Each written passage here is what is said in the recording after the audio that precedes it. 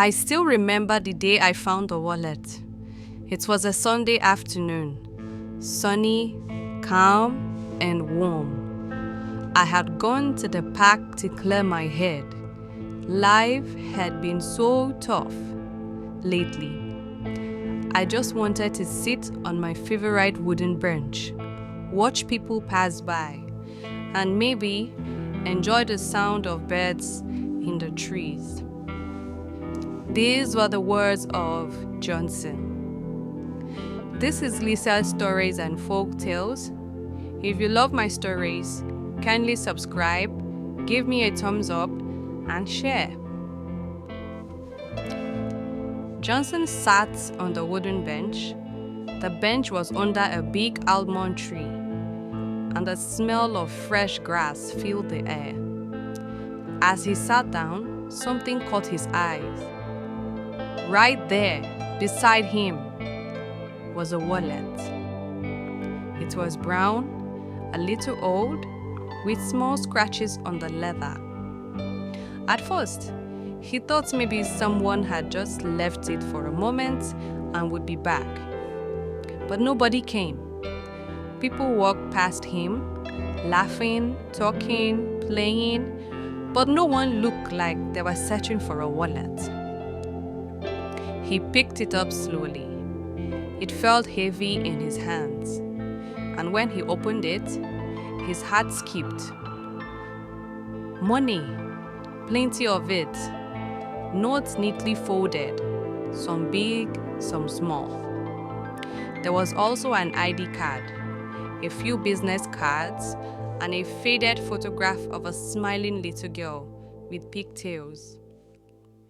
Johnson's mind began to whisper, "You could keep it. Who would know?" It wasn't like anyone had seen him pick it up, and honestly, things had been tough lately. His rent was due, his fridge was almost empty. That money could solve a lot of problems right now. But then, another thought came to Johnson. What if the owner really needs this money? What if it's for his child's medicine? What if it's all he has? Johnson sighed deeply. He couldn't just walk away. The ID card inside said his name was Mr. Harper. The address was written, but it was far from here. One of the business cards had a phone number. Johnson pulled out his phone, dialed the number, no answer. He tried again, still no answer. For a moment, he thought of just leaving the wallet at the park office, but then he remembered, sometimes things get lost again there. So he decided, I would find him myself. Johnson left the park and took a bus to the address on the ID card. The road was bumpy and the bus was noisy. He kept holding the wallet tightly in his hands. When he reached the area, he asked around, "Do you know Mr. Harper?" Some people shook their heads. Some ignored him. Finally, an old shopkeeper pointed him toward a small compound.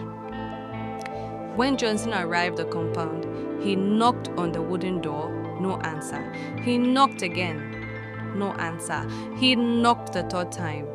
Finally, it opened, and there stood a man. His clothes were a bit worn, but his eyes, they looked tired, almost broken. "Yes, can I help you?" the man asked. Johnson smiled and said, "Are you Mr. Harper?" "Yes," he replied, cautious. Johnson held out the wallet. "This, I think, is yours. I found it on a bench in the park."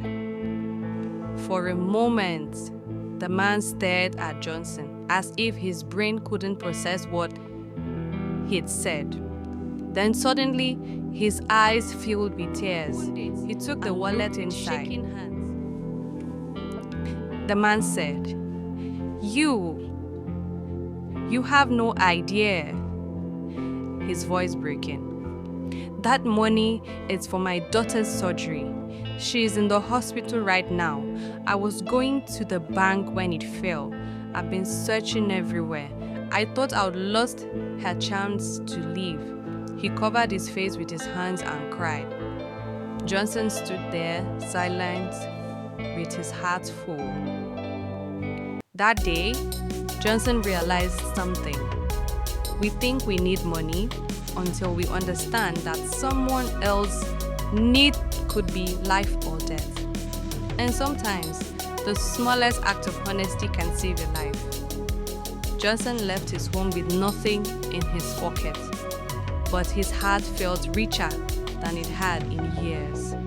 And every time Johnson sat on the same park bench again, he remembers that integrity is the one thing you can give away and still keep forever.